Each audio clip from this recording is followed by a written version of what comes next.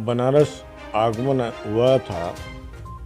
हमारे समाज के रत्नप्पा कुमार जी की कल जयंती थी। उस जयंती में निःशुल्क चिकित्सा शिविर लगाया गया था प्रजापति समाज द्वारा। उसके उद्घाटन कार्यक्रम में आना हुआ था। आज की प्रेस कॉन्फ्रेंस आपने किस लिए आयोजित की? प्रेस कॉन्फ्रेंस तो आयोजित की थी अपने रत्नप्पा कुमार जी के संबंध में बात करने के लिए। अभी आप लेकिन बात की जाए तो अभी अखिलेश यादव ने जो कमेंट किया है वो कहाँ तक सही हाँ जो अखिलेश यादव जी पे कमेंट किया है वो क्या? देखिए, ओम प्रकाश राजभर जी ने माननीय राष्ट्रीय अध्यक्ष अखिलेश यादव जी पर कमेंट किया है। उन्होंने कहा कि मैं उनको हैसियत बता दूंगा। मैं उनसे पूछना चाहता हूं, कल तक आप माननीय अखिलेश यादव जी की तारीफ करते नहीं थकते थे। आप बराबर तारीफ करते थे। हिंदुस्तान में इनसे माननीय अखिलेश यादव से ज़्यादा ईमानदार, स्वच्छ छवि का कोई नेता नहीं है। आज आप उनको बता रहे हैं कि उनकी हैसियत उनको बता देंगे। वो आपकी पार्टी तोड़ने का काम कर रहे हैं। वो आपके नेताओं को गाड़ी और पैसा देखने का लालच का काम कर रहे हैं, पार्टी तोड़ने का काम कर रहे हैं। मैं ओम प्रकाश राजभर जी से पूछना चाहता हूँ कि आप पिछड़ों की राजनीति करते हैं, पिछड़ों के बारे में बात करते हैं, 17 जातियों के राजनीति के बारे में बात करते हैं। तो जब आप बीजेपी में गए तो बीजेपी ने आपको लिया था 17 जातियों के आरक्षण के संबंध में पिछड़ी जातियों के वकालत के लिए। उसी लिए आपको लाभ मिला और आपने बीजेपी को अपने स्वार्थ के लिए छोड़ दिया। आपके साथ आपका चेला अनिल राजभर भी गया था, जो आज वहां मंत्री हैं। स्वार्थ था कि उन्होंने छोड़ दिया? उनका स्वार्थ था अपने बेटे को मंत्री बनाना, अपने टिकट लेकर अपने लोगों को आर्थिक रूप से मजबूत नहीं करना था, स्वयं को मजबूत करना था, टिकट बेचने का काम करना था।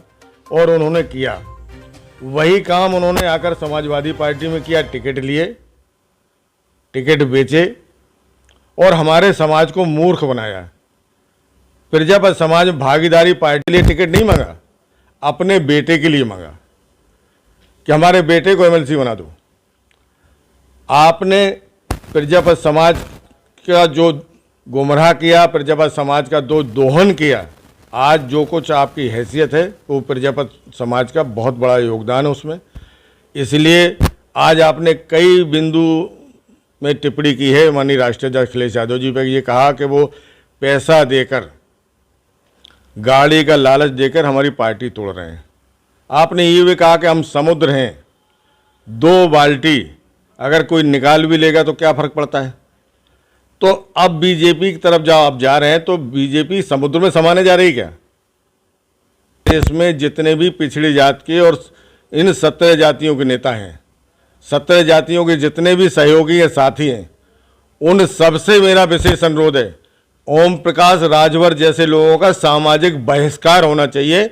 अगर इनका अब तो इनका सामाजिक बहिष्कार इसलिए होना चाहिए कि पिछड़ों की राजनीति के नाम पर, 17 जातियों के नाम पर जो ये अपनी जो चंदे का धंधा चला रहे हैं, अब हम सब लोग लामबंद होकर बिल्कुल इनके चंदे का धंधा बंद कराने का काम करेंगे। इसी संबंध में कल लखनऊ में एक बैठक होगी, उसमें चर्चा करेंगे और माननीय राष्ट्रीय अध्यक्ष जी से क्या नाम ओम प्रकाश राजभर जी को अखिलेश यादव जी से माफ़ी मांगना चाहिए। इनको शर्म आनी चाहिए। जिस आदमी ने आपको सम्मान देने का काम किया उस पर आप टिप्पणी करते हो। आपकी हैसियत उन पर टिप्पणी करने की नहीं है। आपकी हैसियत माननीय मोदी जी पे टिप्पणी करने की नहीं है। आपकी हैसियत माननीय योगी जी पे टिप्पणी करने की नहीं है।